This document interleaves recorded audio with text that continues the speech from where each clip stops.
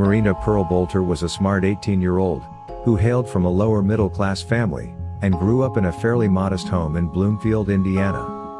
In her late teens, Marina got mixed up with the wrong crowd, but she did have one good constant in her life, her then boyfriend, DJ Lockhart. They had an on and off relationship, but according to Marina's mother, Tressie, they both loved each other. Marina got pregnant at the age of 17, and had a child with DJ, in April of 2014. She was terribly underprepared to be a mother at her age, and her relationship with DJ also didn't last long. However, Marina was determined to make sure that she gave her baby boy a good life. She planned to start working in order to support her family, and had even finished her GED in preparation for pursuing a career as a pastry chef. However, Marina's troubles did not end easily. In August of 2014, when Marina's child was only 4 months old, her sister Faith and her boyfriend were fighting in the house. It was later revealed that Marina never did really get along with her sister. And when Faith was arguing with her boyfriend, Marina tried to intervene, hoping to end the fight. But instead, Marina herself got roped into the argument, which then turned into a physical altercation. Marina's baby got injured in the process, suffering a brain injury after being struck in the head accidentally.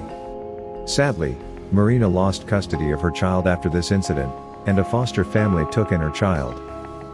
Marina would refuse to speak to her sister after this, and Faith then went on the run afterwards, as she was on probation and had failed a drug test. At this time, Marina also became estranged from her father's side of the family, as they were helping keep Faith on the run, and Marina disagreed with this. In the months prior to her disappearance, Marina began having an affair with an older married man, Toby, who was a longtime family friend of the Boelters. Toby helped Marina get an apartment of her own, and even helped her with some of her finances until she got a job at the IGA grocery store, located off South Highway 231, Bloomfield, Indiana. Marina was hoping that by getting a steady paying job, and a decent house to live in, she could make her case to the Child Protective Services in order to regain custody of her infant son. Although Marina was not fond of her father's side of the family, she did share a close relationship with her mother, Tressie. She constantly kept in touch with Tressie, and even confided in her about her affair with Toby, which she disapproved of. Of course, despite her disapproval, Tressie was still supportive of her daughter.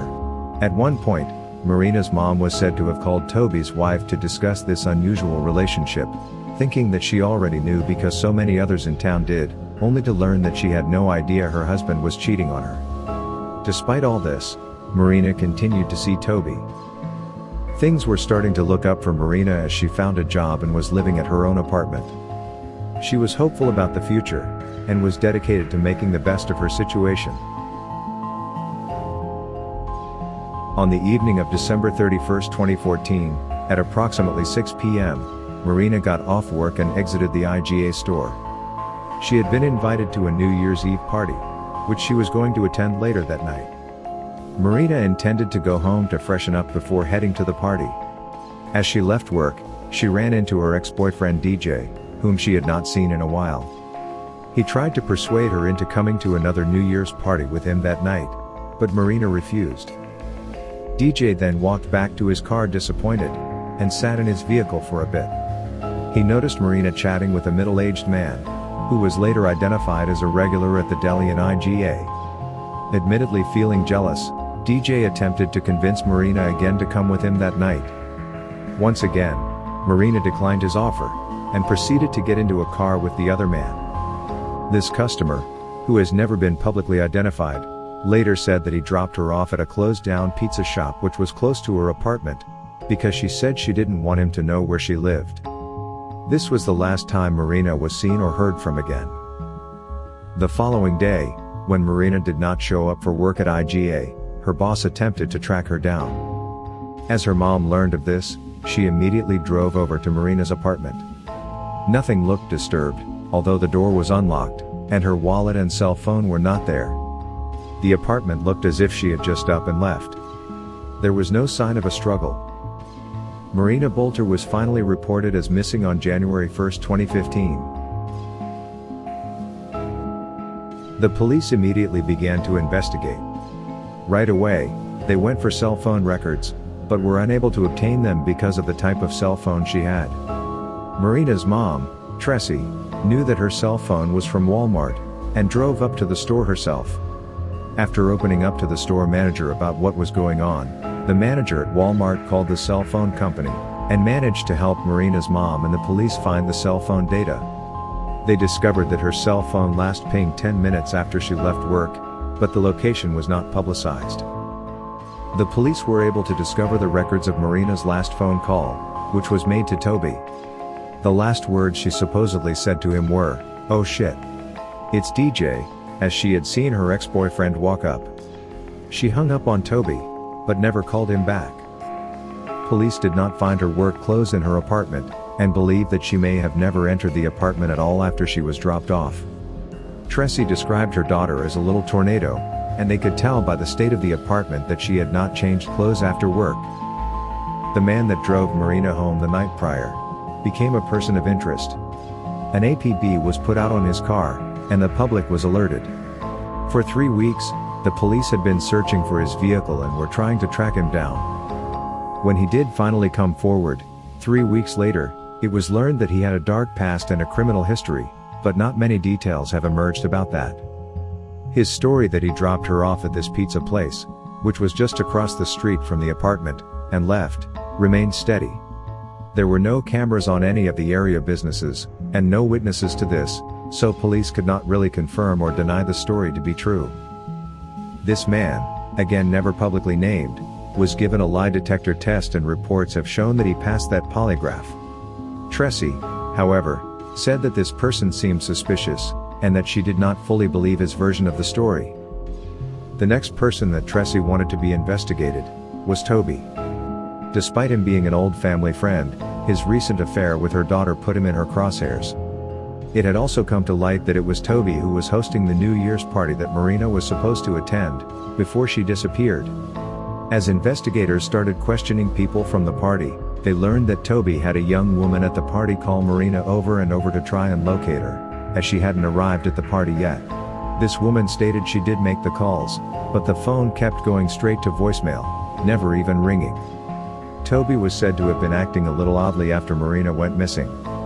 He stopped taking calls from Tressie, and decided to only help her dad's side of the family with the search, the side of the family who believed DJ was the suspect.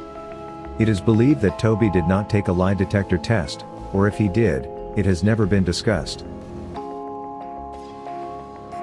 Other than the unidentified middle-aged man who drove Marina to the pizza shop, and Toby, the other suspect in Marina's disappearance was DJ Lockhart.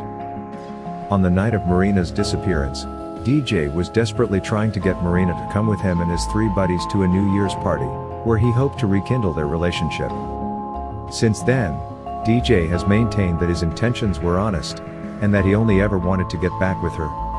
However, Marina's father's side of the family maintains belief that he had something to do with her disappearance.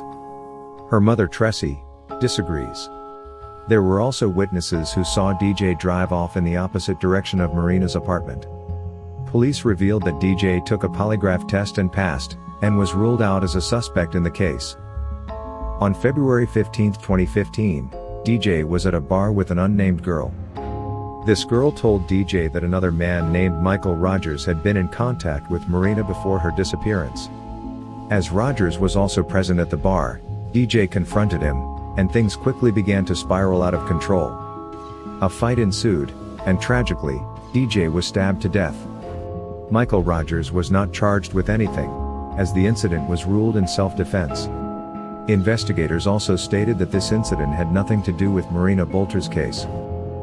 Police considered another interesting character as a possible suspect. A man named Vernon Gale Briner was living in Marina's apartment building. Briner was a convicted murderer who was released 2 years before Marina's disappearance. Briner was convicted of killing a 19-year-old girl, back in the 70s. He was known as the Aurora College Killer, who served 36 years in prison. Of course, there has been no evidence to suggest that Briner was in any way involved in Marina's disappearance. He had a strong alibi, he was at work at the time of Marina's disappearance, and he also passed a polygraph test. But it is a strange coincidence that the only other resident in Marina's apartment building happened to be a convicted killer. Some web sleuths suggest that it is possible that the unidentified man who drove Marina off before her disappearance had something to do with it. They claim that it is possible to clear a polygraph test without actually telling the truth, although it is challenging. They also state that the lack of any CCTV footage from the area near the closed-off pizza shop worked in his favor. Some also speculate that Marina's ex-boyfriend DJ was responsible for her disappearance. It is possible that DJ's jealousy drove him into confronting Marina after she was dropped off near her apartment, and he might have assaulted her in a fit of rage.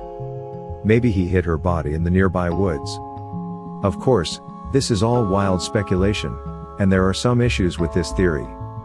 Firstly, according to close sources, in spite of their differences, DJ sincerely loved Marina, and had never shown any violent tendencies towards her. Secondly, there are multiple witnesses who actually saw DJ drive off in the opposite direction of Marina's apartment, so he couldn't have followed her. Another popular theory is that the family friend Toby had something to do with her disappearance. The fact that Toby refused to cooperate with Tressie shows that he had some reservations about facing Marina's mother. Toby had a key to Marina's apartment, which makes sense, because he was the one who helped her find that apartment in the first place. Tressie pointed out that Marina's journals were missing from her apartment. According to Tressie, Marina was an avid journal writer, and she would not miss even a single day without writing in her journal. And although it is not enough to cast doubts on Toby, it is interesting to note that he only tried to help Marina's estranged father's side of the family in the search for her, and completely avoided Tressie. So what happened to Marina Boelter? Since she went missing, there has been no activity on her social media, no cell phone activity, and no one has heard of her. There is no body, no evidence to suggest foul play, and none of her belongings have ever been found. It has been 6 years since she went missing, and her son has since been adopted. But her family continues to search for answers. Police continue to investigate her disappearance, and are seeking information from the public. Marina Boelter is described as 5 foot 3 inches tall, weighing 110 pounds, with blonde hair and blue eyes. She has a tattoo on her foot of a star with butterfly wings. If you have any information regarding the case or would like to share your opinions, let us know in the comments below. Thank you for watching, and we hope you found our video interesting. Like, comment and subscribe for more fascinating unsolved mysteries.